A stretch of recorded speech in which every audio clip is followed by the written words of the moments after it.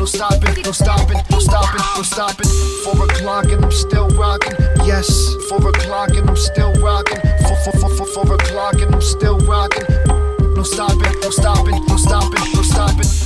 Alright, Spud1 from Toronto, Canada.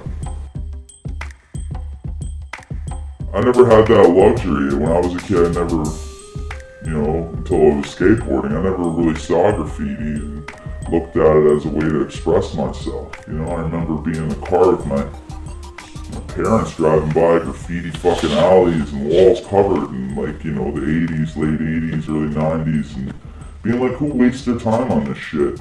Why would somebody waste their life and dedicate time to legally writing on a wall? Putting a message on a wall, and they're jeopardizing going to, they're risking going to jail, they're jeopardizing their free agency. To what? To put your nickname on the wall? Why do people do that?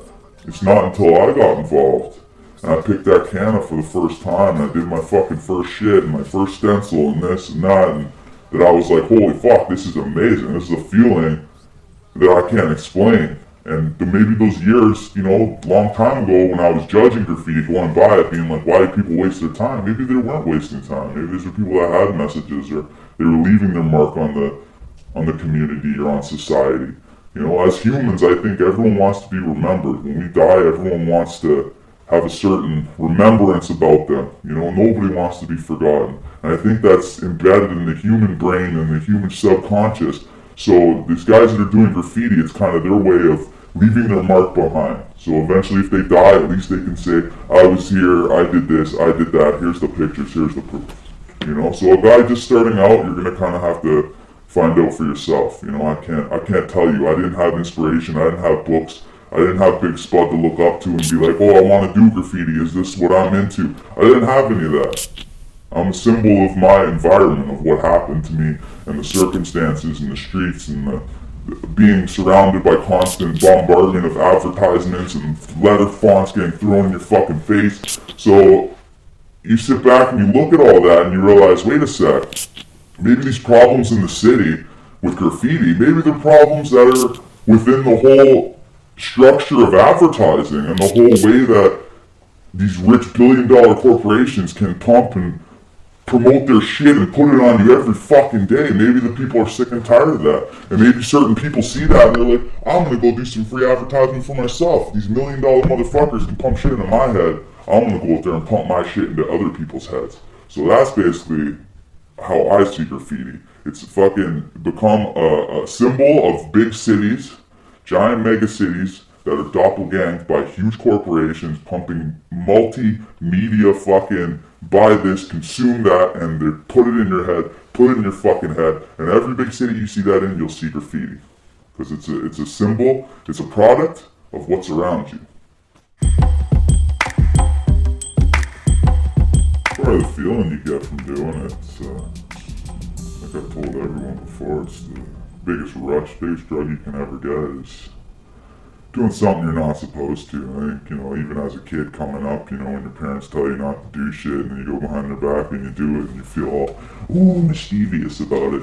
It's kind of along the same lines, except, and it's nothing personal against the property owners, I think they need to realize that it's not like we're targeting or, I'm targeting, their place specifically because of them. It's basically due to the fact of the wall or the size, or every place has every wall has a purpose and has a piece of art that needs to go on that wall, and that's how I see things. So depending on what wall it is, depends on what type of art it needs to get, So the reason I've won so hard is because I guess at the end of the day, if you sit back and you stop and you go cold turkey, you think to yourself, did I do all this for nothing?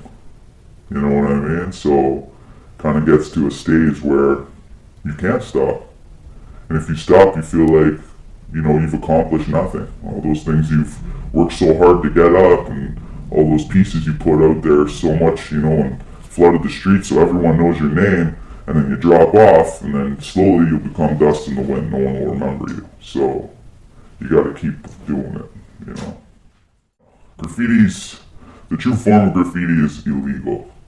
It's not meant to be legal. Legal is called art. graffiti, the term graffiti, is putting your name on someone else's property or property that does not belong to you to leave an impact or leave a statement. That's graffiti. So in its true form, it should be illegal. Now it's changed to the point where a lot of the new generation, a lot of the new artists come out of art school, straight from art school, and get into street art or doing graph because they saw exit through the gift shop, which is probably one of the worst things to ever happen to our graffiti culture, except for make a handful of artists rich. The rest of us are suffering, and now anyone who can pick up a spray paint can or can draw thinks they can become a graffiti artist. So that's the main differences. Back in the day, it was kind of like you became, but you kind of wandered into it not even knowing about it. You know what I mean? When I got involved, there was maybe 5 or 6 people doing it. I didn't know who they were. I didn't get involved because I wanted to know who they were. I got involved because this was an art that I wanted to do, and I wanted to push myself to that limit, regardless of what anyone else said, and I wanted to see my own shit on the street everywhere. So I said I could do this bigger and better than all these people doing this right now. And I kept going at it. And now the new generation's coming out, they're going to art school, coming out of art school, oh, I can pick up a spray paint can, oh, I can draw, so now I can pick up a spray paint can, do some art on the wall, and long and the short is they're getting all the opportunities that the real heads like me deserve, and they're getting all the fucking legal walls, and guys like me are the guys who are breaking the walls in, are the guys that are left behind, looking like, what the fuck, why are they getting the spots and I'm not, because I'm the one risking my neck at night, or to put in the illegal work, you know what I mean? And these guys are coming out of art school and getting all these opportunities. It's a little bit of bullshit, so that's the main difference. On one sense, I want to, do nice legal art. I do nice pieces here and there, murals, and, work with people on joint ventures. But the negative, or the illegal aspect, I shouldn't say negative, but people see it as negative, but the illegal bombing aspect of that type of culture, the type of the graffiti form, will never die because it's the real roots of graffiti. So even if you gave a legal spot or a place for artists to do their work, like Queen Street West, or you have alleys you want to promote and say, come artists everywhere, you're free to do legal work here whenever you want. It's still not going to fulfill the void that's that illegal void that's in all the bombers' hearts, and it's ingrained in you. You know what I mean? When I bomb, that's who I truly am, and it took me this long to find out who I am, and as a person, and it wasn't until I met graffiti, and that's when I found my calling in life. And maybe it's to change people's ideas on it. Maybe it's to go pure illegal and be the vandal that I'm called. Maybe I'm there, changing people's minds on what they think about it. Because on one instance, this guy's doing crazy amount of property damage on one hand, but on the other hand, he's fucking promoting, the schools, and he's helping out with bullying, and he's doing all these, anti this and anti that, so he's all for the community. So, it's a little bit of give and take, So I think in the end, it doesn't matter what you do, what kind of legal outlet you try to give the artist, there's still going to be a handful of illegal artists, and they're going to do their work illegally, because that's the true and raw format of it. Oh, it sucks, right? Almost makes me want to open a graffiti removal company.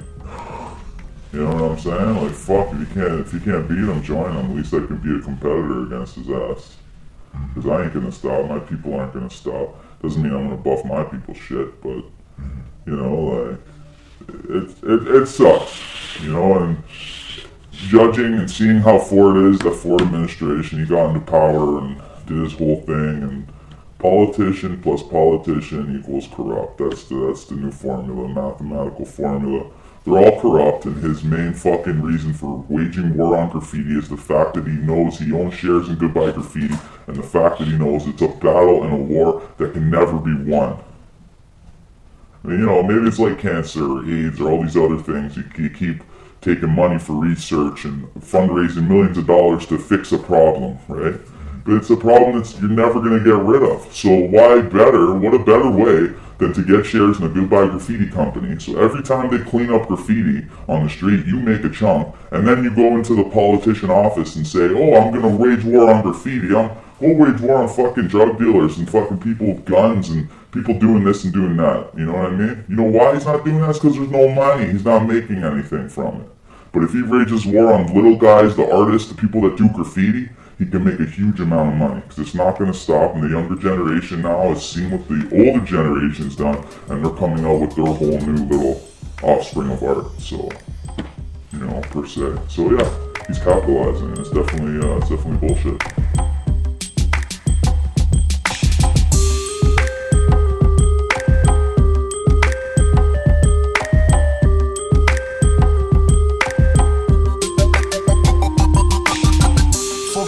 And I'm still rocking.